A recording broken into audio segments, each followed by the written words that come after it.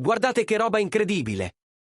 In un'altra giornata intensa qui a Napoli, teniamo d'occhio le ultime notizie del nostro amato club. Questa sera è emersa una notizia bomba che sta creando molto scompiglio dietro le quinte del club. Uno sviluppo inaspettato che nessuno si aspettava e che continua a suscitare scalpore nel Sud Italia. Prima di immergerci nei dettagli di questa notizia scottante, vi chiedo di lasciare un like al video e di iscrivervi al nostro canale per rimanere aggiornati su tutte le novità. Negli ultimi tempi molti di voi hanno chiesto ad Aurelio De Laurentiis decisioni chiare, soprattutto per quanto riguarda la scelta dell'allenatore. Il presidente del Napoli ha messo gli occhi su Antonio Conte per il ruolo di allenatore del club.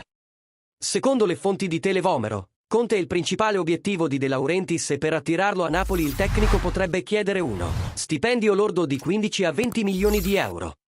Cifre impressionanti, ma assolutamente giustificate per un allenatore del calibro di Conte. De Laurentiis sta valutando attentamente questa possibilità, riconoscendo il potenziale impatto che Antonio Conte potrebbe avere non solo sulla squadra, ma anche sulla città e sui giocatori stessi. Conte è noto per i suoi successi alla guida di squadre di alto livello come Inter e Juventus, e il suo arrivo potrebbe segnare una nuova era di successi per il Napoli.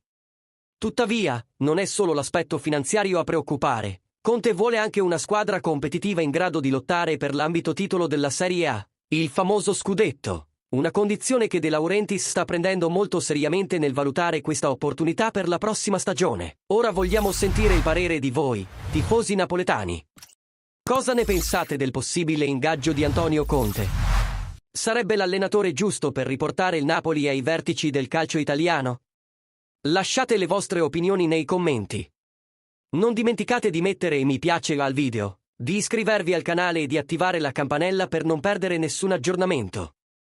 Alla prossima, e sempre Forza Napoli!